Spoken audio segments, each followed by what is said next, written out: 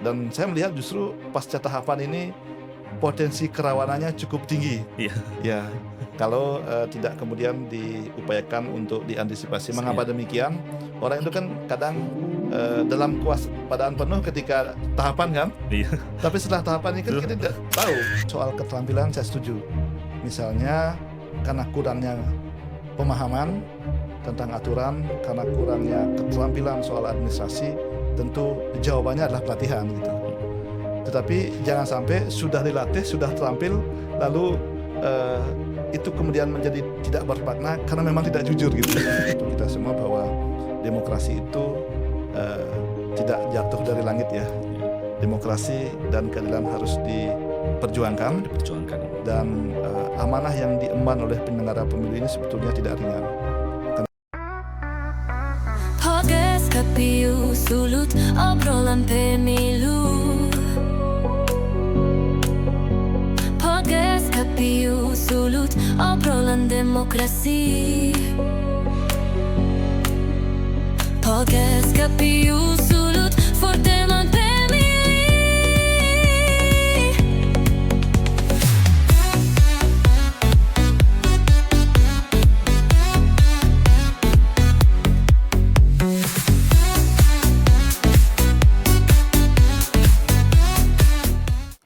Shalom, Assalamualaikum warahmatullahi wabarakatuh. Om Swastiastu, Namo Buddhaya, salam kebajikan, salam sehat semuanya. Apa kabar teman pemilih? Senang sekali kita baku dapat ulang dalam acara Podcast KPU Provinsi Sulawesi Utara.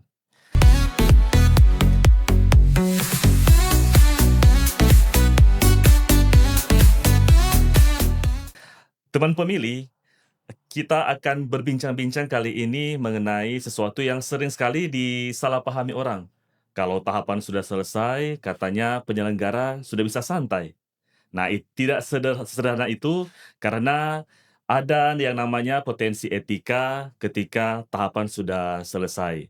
Nah, kita akan berbincang-bincang dengan anggota Dewan Kehormatan Penyelenggara Pemilu. Lembaga ini adalah lembaga yang berjibaku untuk menjaga etika penyelenggara pemilu. Kali ini spesial sekali kita bisa mengundang anggota Dewan Kehormatan Penyelenggara Pemilu, Bapak Dr. Idewa Kadewiyarsa Rakasandi. Baik, kita langsung berbincang-bincang dengan beliau. Oke, Pak Dewa, terima kasih sudah hadir di podcast KPU Sulawesi Utara. Ya, bagaimana kabarnya Pak Dewa? Ya, baik. Terima kasih Pak Ferdinand ya. Iya. Jadi saya sehat ya. Terima kasih. Jadi saya berkesempatan hadir Iya. dan bisa untuk mengisi acara ini. Saya Iya. demikian. Ya, terima kasih luar biasa Pak Dewa bisa menyempatkan waktu di tengah kesibukan bisa hadir di podcast KPU Sulawesi Utara. Kita akan ngobrol tentang potensi etika ketika tahapan pemilu atau pilkada sudah selesai. Tapi sebelumnya Pak Dewa, mungkin Pak Dewa bisa ceritakan latar belakang Pak Dewa sampai Pak Dewa sekarang boleh menduduki jabatan sebagai anggota DKPP RI. Ya, baik. Terima kasih. Jadi sebetulnya saya ini menjadi penyelenggara pemilu sejak tahun 2008 ya. Udah Ya, lama jadi sekali. pada kesempatan itu saya diberikan amanah sebagai salah seorang anggota KPU Provinsi Bali. Bali ya. Betul ya. Jadi kemudian pada periode berikutnya 2013, 2018 saya berlanjut ya di KPU Provinsi Bali sebagai ketua ya, Iya. sebagai ketua. Kemudian setelah itu sempat di Bawaslu Bali. Oh, Bawaslu. Ya, Bawaslu Provinsi Bali. Kemudian di KPU RI karena pada saat itu ada PAW, dan untuk periode sekarang saya di DKPP. Jadi memang perjalanan panjang ya. Iya.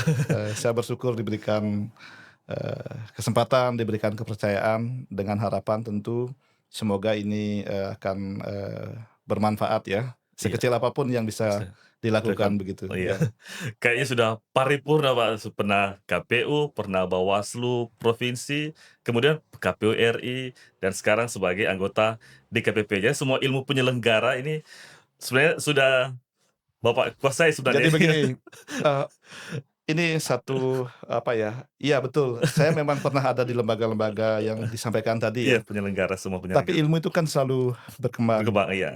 Saya berpandangan sama halnya dengan orang ke kampus ya. Iya. Kalau saya rajin ke kampus, belum tentu saya ahli, Oh, tapi memang betul saya pernah kuliah, saya dapat ijazah. iya. Ya kalau hari ini saya kira, tentu ya, pengalaman penting, tetapi yang ingin saya katakan bahwa, eee, ilmu kepemiluan Iya, ini kan dimensinya sangat luas, itu, sangat dinamis. Selalu ada hal yang unik, unik, ada yang, spesifik dalam setiap, periode pemilu. Namun iya. demikian, ya tentu pengalaman juga penting, tetapi, pada prinsipnya harus tetap belajar Iya, begitu.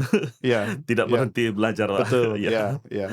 Oke, Pak, Dewa, eee, setelah tahapan selesai, pemilu, pilkada selesai, nah, apakah di DKPP ini, bisa dibilang cukup lega sudah selesai pekerjaannya atau malah di sesudah tahapan ini masih banyak lagi ada, sengketa-sengketa atau permasalahan yang terjadi? Memang kalau kita lihat ya, secara kuantitatif, Iya.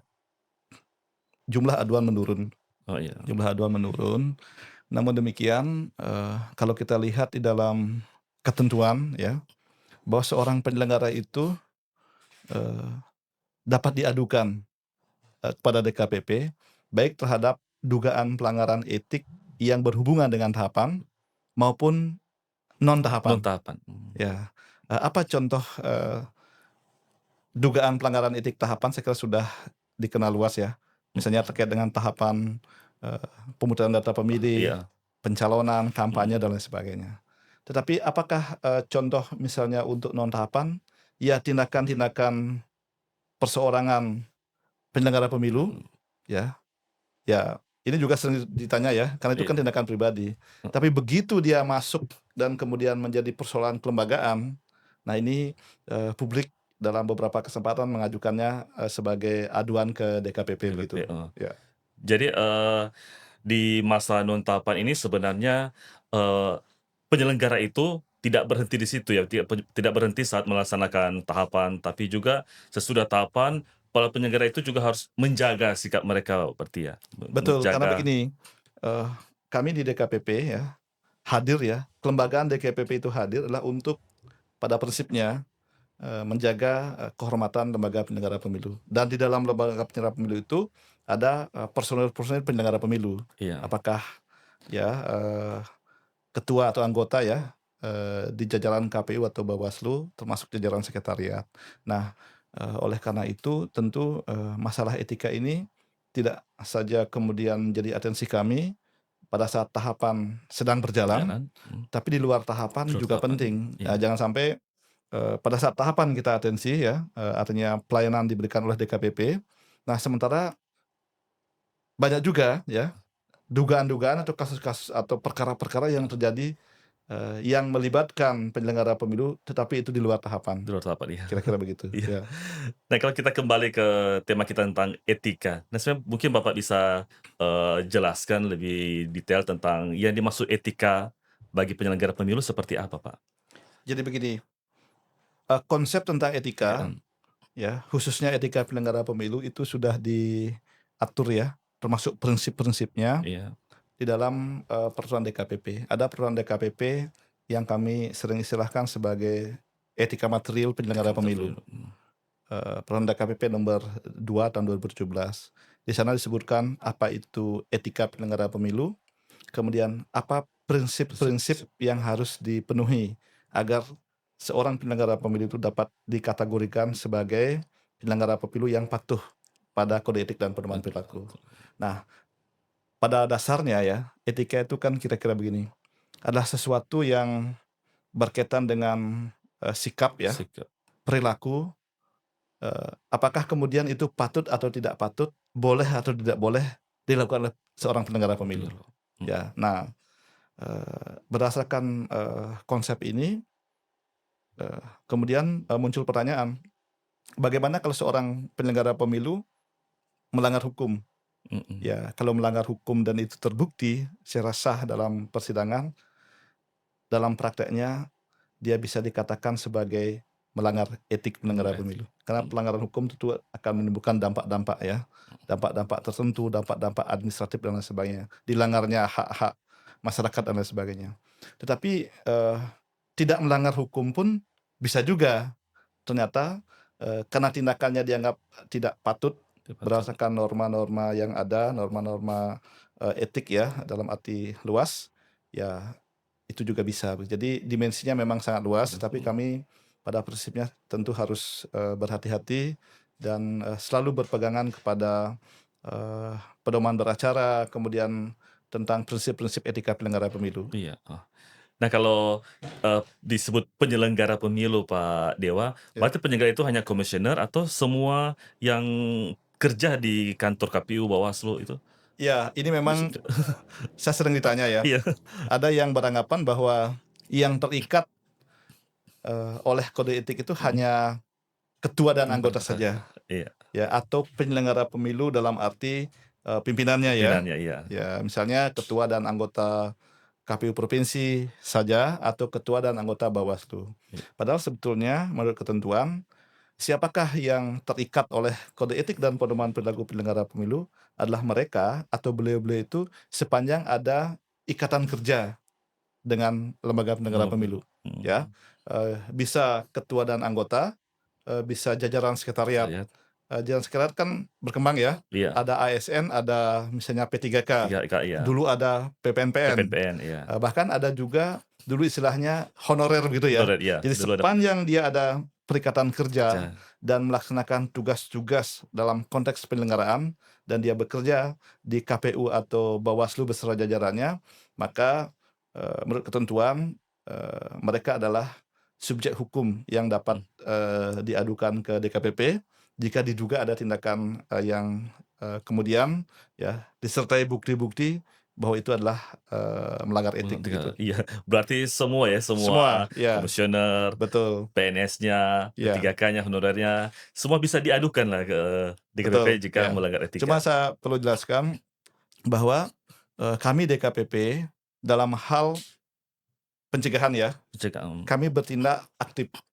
Ya, seperti sekarang ya, misalnya hadir dalam podcast KPU Provinsi Sulawesi Utara ingin sharing tentang informasi atau mekanisme tata cara yang ada di DKPP.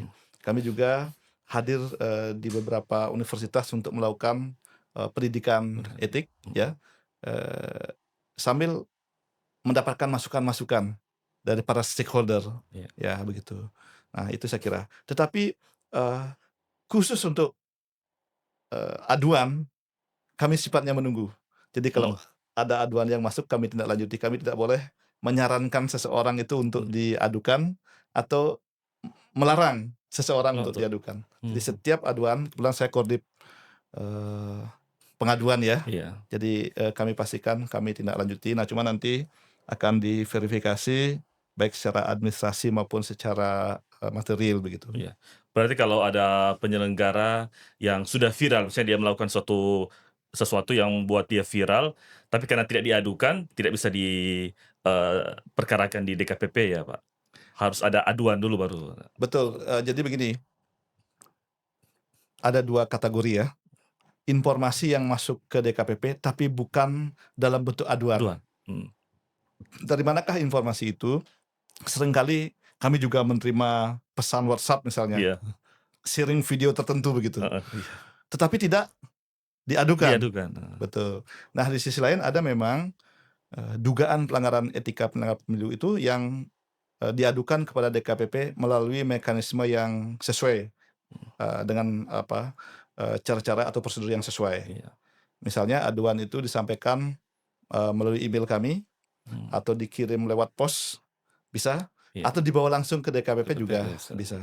Nah terhadap aduan yang demikian kami memastikan untuk ditindaklanjuti. Nah timbul pertanyaan, bagaimana dengan informasi itu?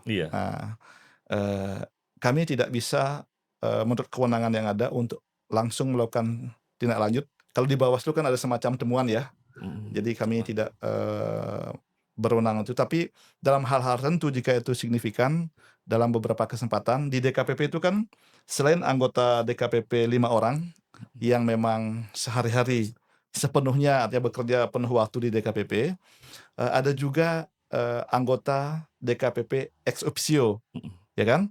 Ada yang dari KPU, yang ada dari Bawaslu juga. Bawaslu. Nah, kami biasanya mengkoordinasikan itu sebagai masukan. Iya. Nah, kenapa ini penting? Jangan sampai tidak ada tindak lanjut, dan kami mengetahui bahwa di KPU dan Bawaslu juga ada semacam mekanisme pengawasan internal.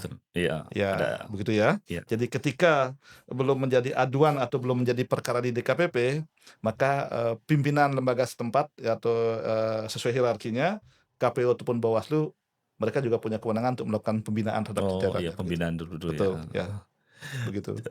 Jadi Pak Dial, mungkin bisa disampaikan supaya masyarakat juga tahu, aduan-aduan seperti apa yang bisa mereka sampaikan ke DKPP? Contoh-contoh etika apa yang bisa pelanggaran etika apa yang bisa Begini, diadukan?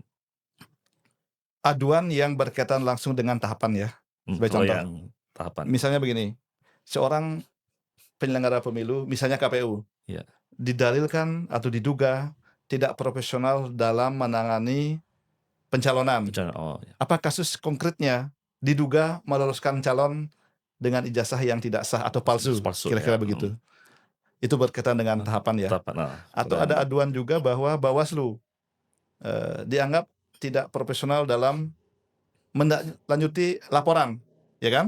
iya. Nah, ada laporan yang diterima, kemudian diregistrasi ya setelah melalui kajian dan lain sebagainya, tetapi kok dikatakan tidak memenuhi unsur pelanggaran atau pidana pemilihan. Pemilihan. Nah, begitu. Iya. Nah, itu adalah dugaan. Nah, perlu saya sampaikan, ada yang terbukti dalam persidangan, tetapi ada juga yang tidak terbukti. Nah, terhadap yang terbukti kami berikan sanksi sesuai dengan kewenangan DKPP, tetapi terhadap yang tidak terbukti tentu harus dipulihkan Iya. nama Rehabilitasi. baiknya, rehabilitasi gitu. Nah, itu yang berkaitan dengan tahapan ya. Nah, yang tidak berkaitan dengan tahapan ya, jadi mohon maaf ya, untuk alasan etik saya tidak menyebut daerah dan nama ya, Iya. walaupun ini sudah diputus dan nanti selebihnya bisa lihat di putusan DKPP Oh begitu. iya. Contoh kualifikasi tindakannya misalnya ada relasi kuasa antara seorang penyelenggara di kabupaten misalnya dengan staf yang dilakukannya secara tidak patut. Oh. Begitu ya. Persinahan itu. Betul, dugaan perbuatan asusila misalnya. Sedemikian rupa, pada awalnya ini kan tentu terlihat sebagai tindakan pribadi Iya. yang tidak ada hubungannya dengan lembaga. Tetapi pada faktanya berkembang karena tidak terselesaikan, lalu muncul permasalahan di kantor ya, Iya. begitu. Jadi kasus-kasus semacam ini viral di media sosial, mendapat atensi publik, lalu ada yang mengadukannya. Nah, kenapa ranah privat ini kemudian masuk ke ranah etik dan kemudian DKPP menindaklanjutinya? Karena sudah menyangkut nama baik dan kehormatan lembaga. Sehingga terhadap perkara yang demikian, kami melihat penting untuk diperiksa untuk mendapatkan kebenarannya. Jika benar, tentu disanksi, jika tidak, agar kemudian tidak menjadi spekulasi berkepanjangan gitu ya. Itu satu. Ada juga di suatu tempat misalnya pinjam meminjam uang. Iya. Oh. Janji atas suatu pekerjaan. Iya. Nah, itu nilainya sangat besar sampai 500-an juta lebih ya. Padahal ini tetangga. Tapi pada faktanya uangnya tidak dikembalikan. Dan kemudian rame di media massa, menjadi atensi publik, ada penyampaian aspirasi dan ada juga klarifikasi di kantor lembaga yang bersangkutan, lembaga penyelenggara pemilu. Nah, ini kan kemudian timbul pertanyaan, apakah memang patut seorang penyelenggara pemilu bertindak demikian dan lain sebagainya. Jadi ada banyak kasus, saya ingin menyampaikan beberapa saja dalam kaitan ada yang memang aduan terkait tahapan ya, sehubungan dengan tindakan penyelenggara dalam penyelenggaraan tahapan. Iya. Ada juga yang di luar tahapan, tapi berdampak terhadap nama baik ya lembaga yang bersangkutan, atau KPU atau Bawaslu, di mana yang bersangkutan itu bertugas begitu. Iya. Kan ini tahapan sudah selesai. Nah, apakah termasuk pelanggaran jika penyelenggara misalnya ngopi bareng dengan peserta yang dulu jadi peserta pemilu, misalnya dengan anggota dewan ataupun dengan kepala daerah, itu apa termasuk pelanggaran etika kalau misalnya ngopi bareng gitu? Ya, jadi begini, kami tidak bisa menyimpulkannya ya, Iya. ketika peristiwa konkret dan perkaranya belum diperiksa. Oh, Tetapi kira-kira dalam penalaran yang wajar bahwa prinsip penyelenggara pemilu itu kan salah satunya misalnya adil ya, ada mandiri dan lain sebagainya. Kita lihat konteksnya ya. Apakah itu dia bertindak sama dengan yang lain? iya. Itu yang pertama. Kemudian yang kedua, apakah itu ada kaitannya dengan tugas atau jabatannya, gitu ya. Tetapi misalnya dia ngopi ya, dan itu memang secara terbuka ya, Iya, dibahas di kantor bahwa kita dalam rangka evaluasi Mhm. meminta masukan-masukan dari para stakeholder ya, Iya. ya, yang memang sudah dibicarakan dan itu agenda resmi saya kira bisa menjadi pertimbangan Oh, ya kalau begitu di ya.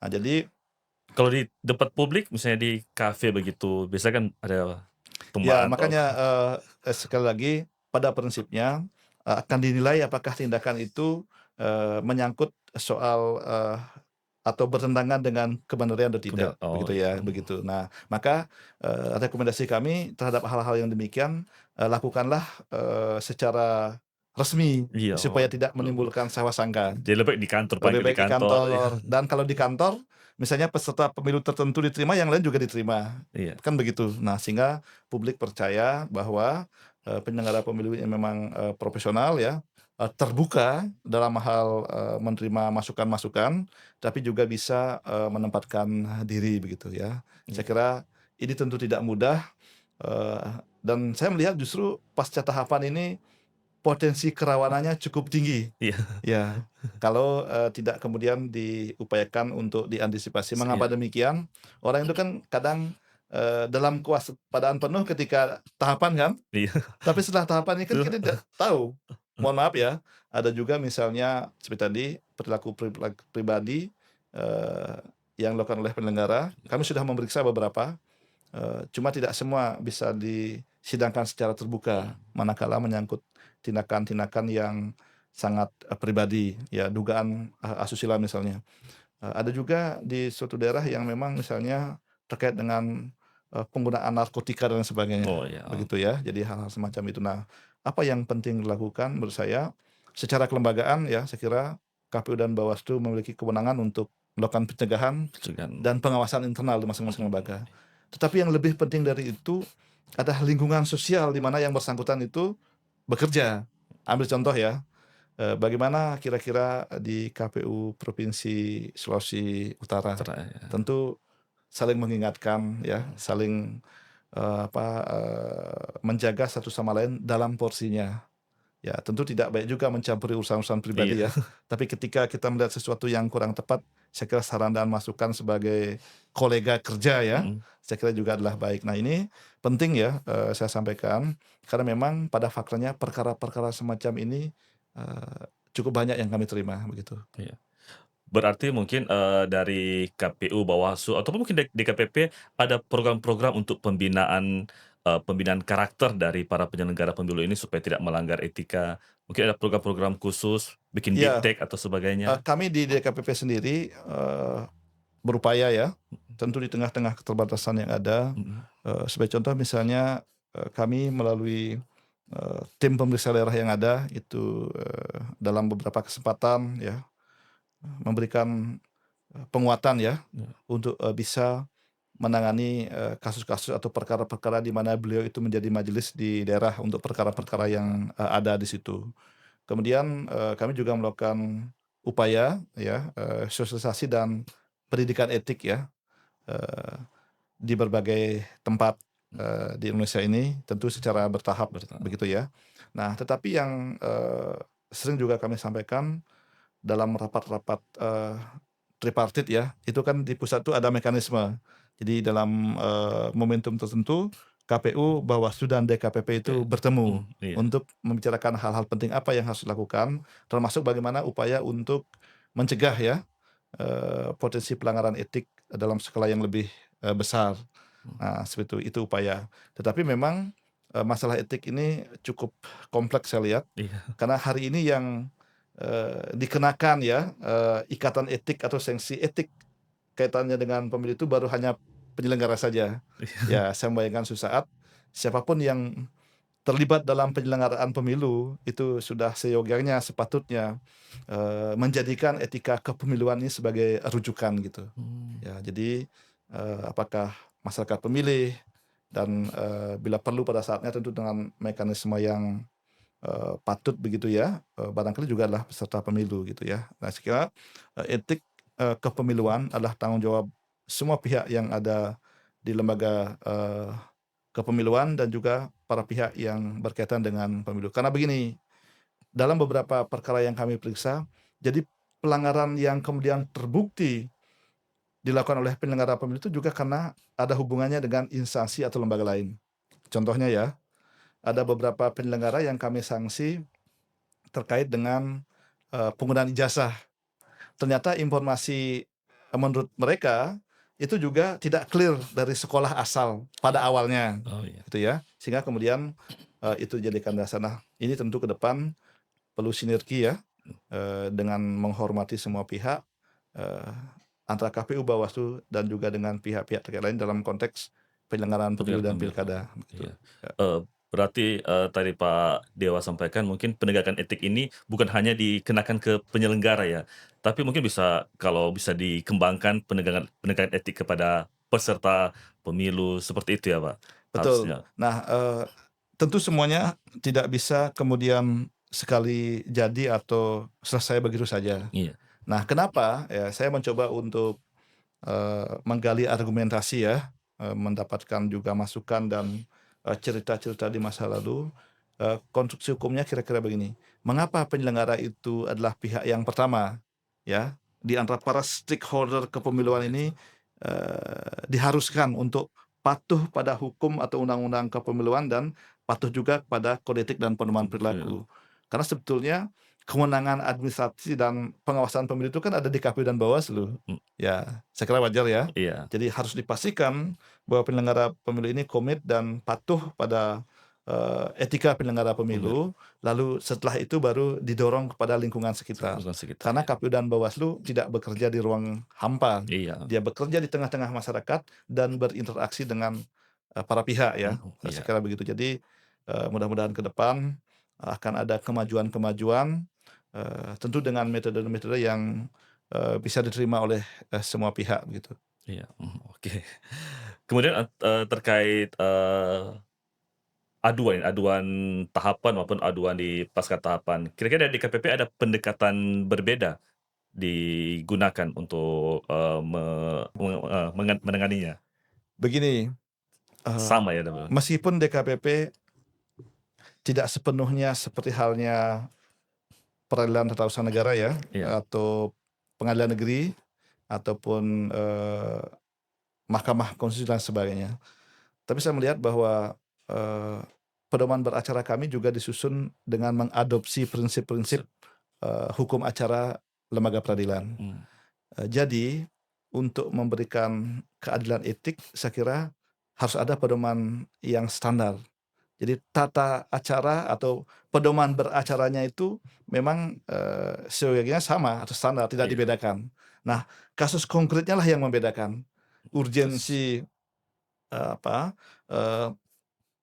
pedoman beracara ini agar orang mendapat kepastian. Oh, kalau saya nanti ya mengadukan seorang penyelenggara, caranya seperti ini gitu. Nah, jadi proses prosedurnya harus berkepastian hukum. Tetapi seperti apa nanti fakta persidangan, maka itulah yang menentukan sanksinya jika bersalah. Jika tidak bersalah ya tentu seperti tadi yang bersangkutan ya untuk keadilan juga harus direhabilitasi begitu. Iya. Nah, dari pengalaman Pak Dewa di menangani persidangan-persidangan DKPP, ada nggak persidangan atau kasus yang unik yang mungkin menarik bagi Pak Dewa saat disidangkan di DKPP? Ya, persisnya begini. Meskipun yang diadukan subjek hukumnya sama, misalnya begini, kategorinya adalah ya penyelenggara pemilu kan, Iya, betul. entah KPU, entah Bawaslu, ketua anggota atau jajaran sekretariat gitu. Meskipun pasal yang diduga dilanggar itu sama, tetapi dalam setiap perkara, menurut saya selalu ada hal yang unik. Unik. Ya, tidak ada perkara yang persis sama antara satu dengan yang Yang lainnya. lain, iya. Kalau identik mungkin iya, Mhm, tapi yang sama menurut saya tidak. tidak. Contoh ya, begini, di suatu daerah ada KPU kabupaten yang langsung menetapkan bupati, wakil bupati terpilih pada saat penetapan hasil. Oh, Saya kira ini unik ya, iya. padahal kita tahu bahwa rekapitulasi, perolehan suara Saran. di kabupaten adalah menentukan perolehan suara masing-masing pasangan Saran. calon, ya. Iya. Nah, setelah itu, ada ruang bagi, masing-masing pasangan calon yang merasa dirugikan oleh keputusan KPU soal perolehan suara itu untuk Untuk mengajukan sengketa. sengketa. Ya, kalau pemilu, perselisihan hasil pemilu, Mhm, kalau pilkada adalah perselisihan hasil hasil pemilihan pemilihan. ke mahkamah. Nah, kalau kemudian pasangan calon ditetapkan langsung pada hari itu juga, Iya.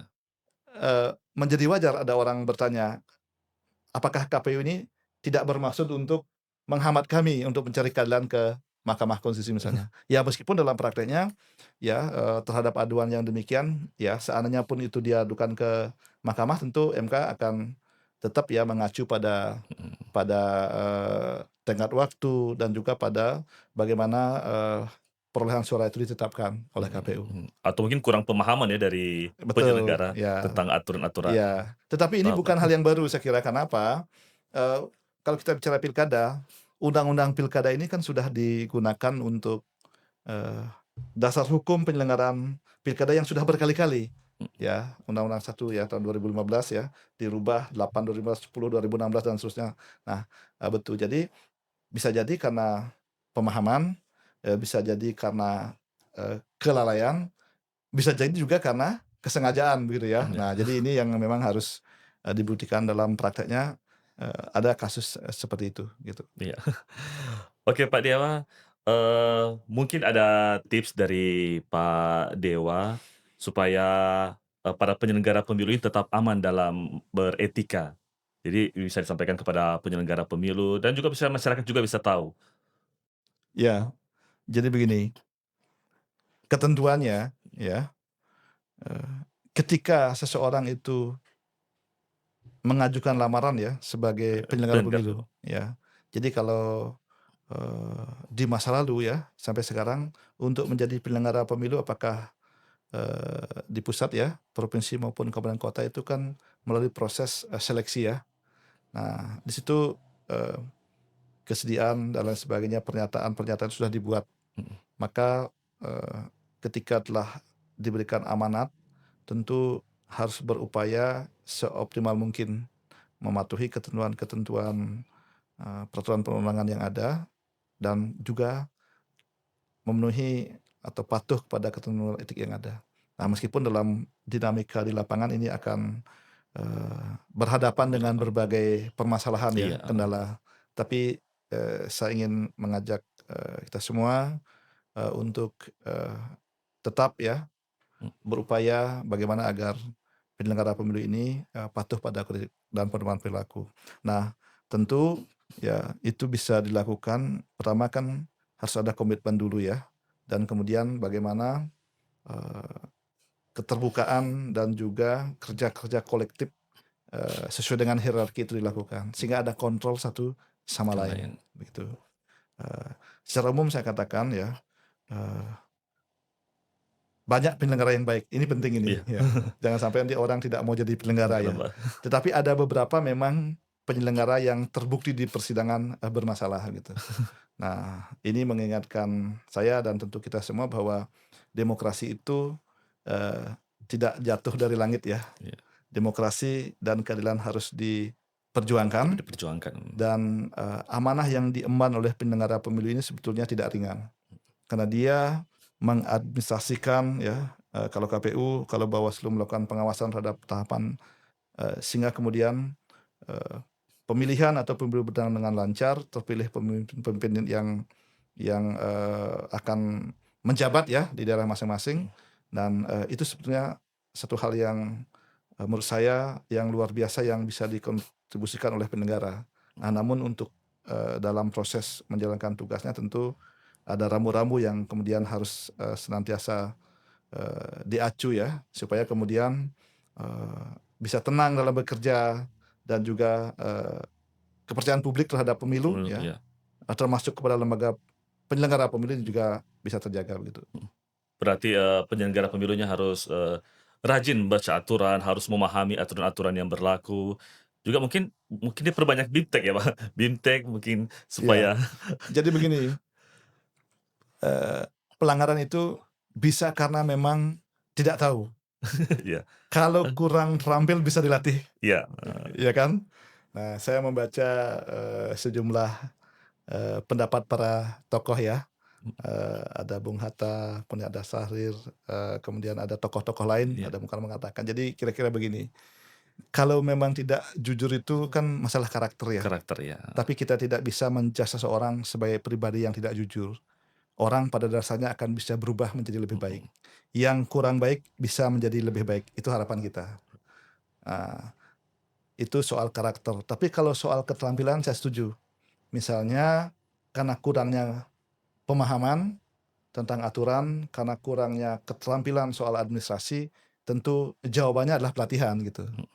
Tetapi jangan sampai sudah dilatih, sudah terampil, lalu, eee, itu kemudian menjadi tidak bermakna karena memang tidak jujur gitu, ya kan? Iya, Ya, jadi menurut saya begitu. Jadi, ini adalah, sebuah upaya ya, namun tentu, selebihnya ya tergantung pada komitmen ya, komitmen. komitmen dan juga integritas pribadi masing-masing Iya, penyelenggara. Dan itu akan sangat, mewarnai ya, kinerja, lembaga penyelenggara pemilu, KPU maupun Bawaslu, dan juga, kepercayaan publik terhadap, pelaksanaan tugas-tugas mereka. iya, ya, betul sekali. Jadi, masyarakatlah yang akan menjadi, pengawasnya, masyarakat yang akan melihat para penyelenggara pemilu ini dan, seperti yang tadi yang sampaikan Pak Dewa, jadi kalau mau sampaikan aduan, ada begitu banyak, saluran yang bisa disampaikan ke DKPP. Mungkin Pak Dewa bisa jelaskan aduan-aduan Ya, untuk baik ya. menyampaikan Jadi begini, aduan? sebelum menjawab itu saya jelaskan izin, prinsip penanganan dugaan pelanggaran kode etik oleh DKPP itu kan, prinsip cepat ya, sedapat mungkin kami, melakukannya dengan cepat, dengan tidak mengurangi kehati-hatian. Mhm, Nah, kenapa kehati-hatian penting? Karena yang diadukan ini adalah orang. iya, Jangan sampai juga ada ketidakadilan baru karena, prosesnya dilakukan dengan begitu saja. Itu cepat. Kemudian, sederhana ya, jadi prinsipnya juga tidak, begitu kompleks sebetulnya. Dan berikutnya yang harus saya sampaikan mohon izin, tidak berbayar gitu. mhm, iya, Ya, jadi, saya ingin menyampaikan ini jangan ada keraguan kalau nanti mengadukan penyelenggara ke DKPP nanti kok, ribet atau kemudian, berbayar gitu iya, ya. Jadi, saya pastikan tidak berbayar. Nah, kalau ada, fakta yang, membuktikan itu saya kira, kami terbuka untuk menerimanya, gitu. berarti dari pelaporan itu sudah harus ada bukti atau baru dari hanya aduan biasa bisa Ya, diterima? nah begini, sebelum itu soal prosedur ya. Iya, prosedur, Jadi aduan dapat disampaikan melalui, email DKPP, mhm, bisa, dikirim lewat pos bisa, datang secara langsung juga bisa, bisa. Nah, tadi, soal syarat-syarat, aduan. iya, Jadi kami, memiliki formulir ya. Jadi kalau di Bawaslu itu kan ada juga, formulir sebagai, eee, alat atau sarana menerima laporan. mmm, Kami juga demikian. Jadi kami memiliki formulir yang disebut dengan form 1 begitu. iya, Jadi syarat aduan itu apa kira-kira? Yang pertama adalah harus ada siapa yang bertindak oh sebagai iya, pengadu. mhm, harus Siapakah jelas yang ya betul, jadi melaporkan, siapakah yang boleh sebagai pengadu? Misalnya, pemilih warga negara Indonesia yang, cakap dalam hukum setidaknya berumur 17 tahun ke atas gitu ya, iya, dalam praktek seperti itu.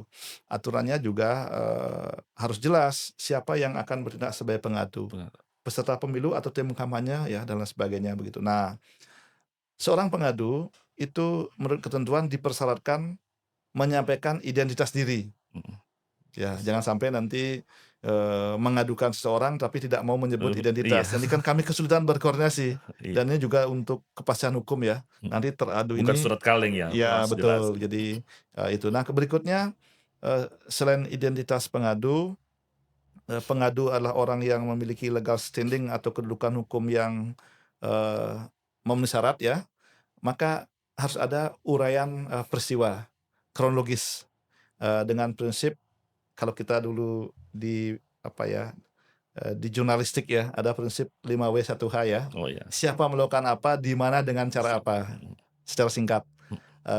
Kemudian ketentuan apakah hukum, undang-undang, peraturan, atau misalnya prinsip etika yang dilanggar harus disampaikan. Harus sampaikan. Apa kira-kira si A kami adukan karena diduga melanggar prinsip profesionalisme misalnya. Oh, Si B diadukan karena diduga bertindak tidak mandiri atau tidak berkepastian hukum, gitu ya. Supaya kami bisa sudah menilai. dijelaskan ya prinsip apa yang Betul. dilanggar ya. Nah, setiap dalil ya minimal didukung oleh 2 bukti yang relevan. Oh, 2 bukti. Ya, begini contoh ya. Contoh kasus, si A didalilkan tidak berkepastian hukum dalam membuat pengumuman rekrutmen badan penyelenggara ad hoc Betul. misalnya. Apakah bukti yang relevan? Bukti yang relevan misalnya hari ini diumumkan lulus 6 orang dengan nomor surat nomor 100 misalnya. Besok suratnya nomor 100 juga. Yang lulus ternyata 10 orang. Keluar. Begitu ya. Diralat lagi. Ternyata yang benar lulus itu 9 orang atau bagaimana. Nah, itu kenapa dikategorikan tidak berkepastian hukum? Untuk hal yang sama diumumkan berulang-ulang dengan nomor surat yang sama dengan lampiran yang berbeda. Oh. Maka jika dalil tidak berkepastian hukum disertai dengan bukti ya yang relevan demikian, kami menilainya secara pertama secara administrasi dulu ya, kemudian secara material itu bisa dikatakan relevan. Ini contoh saja. Iya. Nah, itu soal dalil. Nah, seringkali, nah ini saya kira penting saya sampaikan, pengadu itu menyampaikan dalil sebanyak-banyaknya. Ini akan menyulitkan karena misalnya diadukan 3 dalil tapi buktinya hanya relevan untuk 1 dalil. Bagi kami menurut pedoman beracara 1 dalil saya kira cukup sepanjang memang didukung oleh uraian peristiwa atau kronologis yang relevan, kemudian disertai dengan bukti-bukti yang relevan. Dan jangan lupa ada petitum, ya kan? Iya. Jadi petitum itu adalah permohonan si pengadu kepada majelis tentang perkara itu. Nah, kalau tidak kan berarti orang bertanya untuk apa mengadu tapi kok tidak ada petitumnya. Ya begitu kira-kira. Itu garis besarnya begitu. Iya. Tapi semua itu ada di website kami. Jadi Bapak Ibu teman-teman masyarakat yang membutuhkan saya kira bisa mengakses. Dan DKPP perturunannya tidak sebanyak di KPU dan Bawaslu. Betul. Jadi sebetulnya kalau memang berkenan menyediakan waktu itu bisa diakses dan bisa dipelajari, didalami dalam waktu yang tidak terlalu lama menurut saya begitu. Iya. Baik Pak Dewa, kayaknya sudah panjang lebar Pak Dewa menjelaskan tentang potensi etika penyelenggara pemilu ini khususnya di masa non tahapan. Dan terakhir Pak Dewa, mungkin ada harapan dari Bapak terhadap ekosistem kepemiluan kita supaya lebih memperkuat budaya etika ini, Pak. Ya, yang pertama tentu harus diapresiasi ya bahwa sebagai bangsa dan negara kita sudah berhasil menyelenggarakan pemilu. Ya, dalam catatan saya ini adalah pemilu yang ke-13 sejak Indonesia merdeka. Oh, ya. Itu. Dan pemilu 2024 adalah pemilu pertama ya di mana pemilu serentak nasional dan pilkada serentak nasional ini diselenggarakan pada tahun yang sama. Tentu ini tidak mudah. Iya, Karena serentak. Indonesia adalah negara besar dengan jumlah penduduk yang sangat besar, jumlah pemilih yang sangat besar, dan kompleksitas kewilayahan yang juga tidak sederhana ya. Cuaca, kemudian kultur dan lain sebagainya. Namun itu semua seyogianya tidak menjadi pembenaran terhadap berbagai pelanggaran ya. Nah, tentu saya berharap ke depan ya di internal penyelenggara sendiri ya penguatan kapasitas kelembagaan ya, termasuk penguatan pemahaman dan komitmen etik ini penting begitu sehingga kemudian publik sekali lagi akan percaya kepada lembaga penyelenggara pemilu yang ada baik KPU maupun Bawaslu. Dan selebihnya saya kira ketika tahapan sudah selesai tentu diharapkan tidak banyak aduan lagi ya. Artinya bahwa kewaspadaan dan konsistensi penyelenggara ini dalam mengawal perilaku etiknya tidak hanya pada tahapan gitu. Mhm. Ya, maka di luar tahapan pun saya kira itu penting. Nah, saya kira kalau ini bisa dimulai dari penyelenggara, tentu publik diharapkan juga akan terinspirasi dan kemudian juga mampu ya melakukan pembenahan-pembenahan untuk membangun suatu kultur, budaya hukum dan budaya demokrasi yang lebih maju. Nah, harapannya tentu pada pemilu ke depan kualitas demokrasi kita akan semakin meningkat. Eee, di satu sisi ya, di sisi lain penyelenggara pemilu juga mendapatkan apresiasi, Iya. lembaga penyelenggara pemilu juga dipercaya. Nah, dengan demikian tentu siapapun yang kemudian dihasilkan dalam pemilu itu bisa fokus dalam melakukan pembangunan dalam rangka agenda-agenda peningkatan kesejahteraan rakyat. Saya kira begitu. Iya, meningkatkan kepercayaan publik terhadap penyelenggara pemilu, Betul, sehingga apa yang dihasilkan oleh, pemilu dari KPU, Bawaslu yang sudah bekerja keras, berarti itu merupakan sesuatu yang demokratis ya. betul. Hasilnya demokratis dan bisa diterima oleh seluruh masyarakat. Ya, Dan teman pemilih, tahukah teman pemilih bahwa Pak Dewa adalah, eee, orang DKPP pertama ya yang pernah menjabat sebagai, eee, anggota KPU provinsi dan Bawaslu provinsi. betul, Ya luar betul. biasa, prestasi dari Pak Dewa dan teman pemilih juga ingat bahwa, program, podcast dan Desa Pemilu yang pernah dicanangkan oleh KPU ini juga dicetus oleh di zaman Pak Dewa ya, Pak? Ya, tapi begini, betul ya dulu ada gagasan Heeh, soal desa peduli Desa pemilu. Peduli Pemilu, Pak. Ya, karena kami berpandangan bahwa demokrasi itu tidak hanya bisa dibangun di kota, Mhm, betul ya? iya, Saya terinspirasi oleh apa ya, satu pendapat eee, Bung Hatta ya, yang mengatakan kalau ingin Indonesia ini terang, eee, maka jangan hanya menunggu obor Jakarta, mhm, maka lilin-lilin di desa-desa atau kampung itu juga akan membuat Indonesia menjadi terang. iya, Artinya kalau kita membangun demokrasi, maka demokrasi itu kan bertumbuh ya, dan kemudian berdinamika di desa sebetulnya. iya, Dan kalau kita mau jujur, semua kota berasal dari desa. mhm, Begitu ya. Nah, iya, jadi saya kira ini relevan untuk penguatan etika berbangsa bernegara ke bangsa depan. iya, Jadi kalau kultur demokrasi, budaya demokrasi, termasuk kepemiluan itu juga tumbuh dengan sehat di desa, tentu akumulasi desa ini kan melahirkan kota ya, iya, melahirkan kota, kabupaten kota, melahirkan provinsi dan pada akhirnya akan membentuk negara gitu. Jadi tapi itu tentu bukan gagasan kami sendiri, ya kita pada saat itu berdiskusi ya, saya dengan ketua dan anggota yang lain, termasuk seingat saya pada periode kami KPU me-launching podcast ya iya di podcast, lantai heeh, satu gitu. mhm, Nah, mudah-mudahan ini sebagai sarana yang bisa untuk bagian dari agenda-agenda sosialisasi dan mhm, pendidikan pemilih dan bisa juga sebagai sarana untuk mendapatkan masukan-masukan dari publik.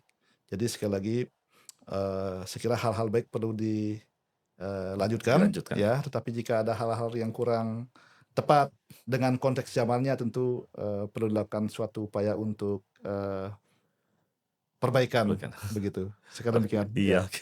Luar biasa, kita sudah mendengarkan begitu banyak, wawasan dari Pak Dewa selaku anggota Dewan Kehormatan Penyelenggara Pemilu. Terima kasih Pak Dewa sudah berkesempatan hadir di Baik, terima kasih, podcast Pak Rizal. KPU ya, Ya, KPU Sulawesi Utara sudah memberikan insight bagi kita semua, sehingga kita semua lebih paham bahwa etika itu hidupnya panjang, tidak betul, hanya berhenti di saat tahapan pemilu atau pilkada sudah selesai, tapi akan berlanjut terus selama menjadi sebagai penyelenggara pemilu. betul, Oh ya. ya. Oke, terima kasih Pak Dio sekali lagi Ya, dan terima kasih terima juga kasih, ya. teman pemilih sudah menyaksikan podcast kami. Mohon maaf jika ada salah-salah kata dan kembali kami mengajak teman pemilih untuk mengupdate informasi Anda tentang kegiatan-kegiatan KPU dan juga kegiatan-kegiatan kepemiluan di website KPU Sulawesi Utara. Juga Anda bisa melihat konten-konten media sosial di medsos dari KPU Sulut di Facebook, Instagram, ataupun di YouTube dan TikTok. Kami undur diri untuk episode kali ini. Saya Ferdinand dan juga rekan Giovanni dan Teofano. Kita akan jumpa lagi dalam kesempatan. Salam integritas, salam demokrasi, dan KPU melayani.